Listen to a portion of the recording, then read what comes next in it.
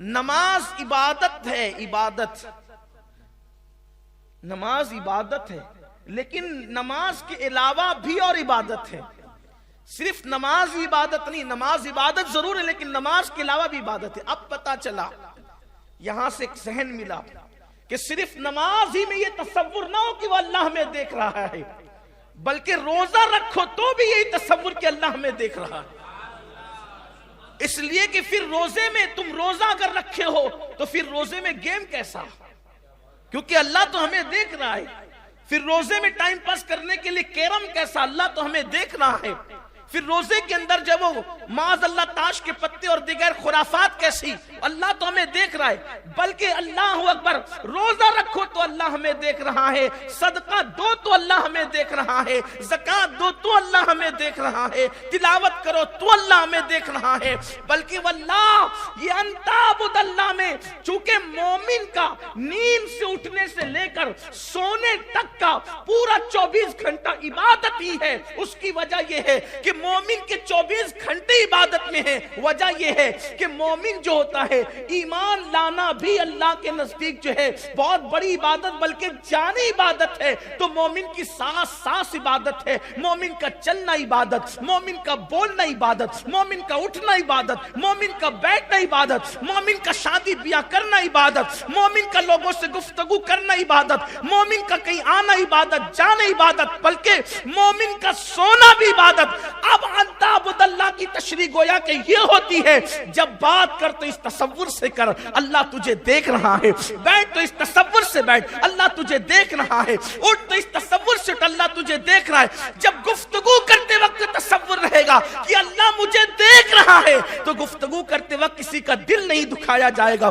زبان سے شعلے نہیں اگلیں گے، بلکہ گفتگو کا انداز وہ ہوگا وَقُولُوا قَوْلًا سَدِيدًا، لوگوں سے میٹھی میٹھی باتیں کرو۔ شادی بیاہ کرتے وقت اللہ مجھے دیکھ رہا ہے تو پھر انسان فضول خرچی کیسے کرے گا؟ اللہ اکبر، شادی بیاہ کے اندر حرام کام کیسے کرے گا؟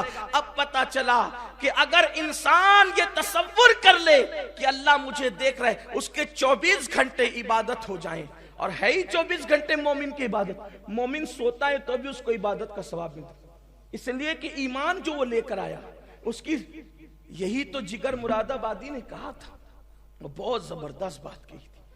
جگر نے کہا تھا محو تسبیح ہی تو سب ہے، محو تسبیح ہی تو سب ہے مگر ادراک کہاں، محو تسبیح ہی تو سب ہے مگر ادراک کہاں، زندگی خود ہی عبادت ہے مگر ہوش نہیں، زندگی خود ہی عبادت ہے مگر زندگی عبادت ہے مومن کی۔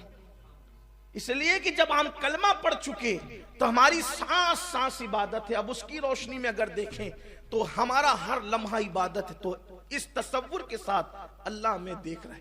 بڑی معذرت کے ساتھ میں نے جمعہ کی نماز میں یہی عنوان پہ آج گفتگو کی کہ ہم اللہ سے ایسا نہیں ڈرتے جیسے ڈرنے کا حق ہے۔ اگر سی سی ٹی وی کیمرہ لگاؤ کہ تم کیمرے کی زد میں ہو تو لوگ اپنے گٹکے کا تھوک بھی نگل لیتے ہیں، لوگ تھوکتے نہیں ہے وہاں۔ اگر تھوکوں گا تو پتہ نہیں میرے بارے میں لوگ کیا گمان کریں گے، صحیح؟ اگر سی سی ٹی وی کیمرے کی نظر میں ہے تو انسان تھوکتا بھی نہیں، اور اللہ کی نظر میں اس کی نگاہ میں ہم ہے، ہر وقت وہ ہمیں دیکھ رہا ہے، اور کیا کیا ہم نہیں کرتے۔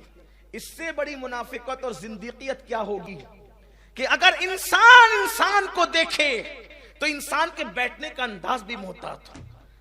اگر کیمرہ لگا ہونا تو اسٹیج پر لوگوں کے بیٹھنے کا انداز بھی محتاط ہوتا ہے، لوگ ناک نہیں پہ ہاتھ نہیں رکھتے، لوگ کوئی ایسی اوچھی حرکت نہیں کرتے جس کی وجہ سے لوگ مذاق اڑائے یا نام رکھے یا کچھ کہے۔ اگر کیمرے میں قید ہو رہے ہو اپنے جیسے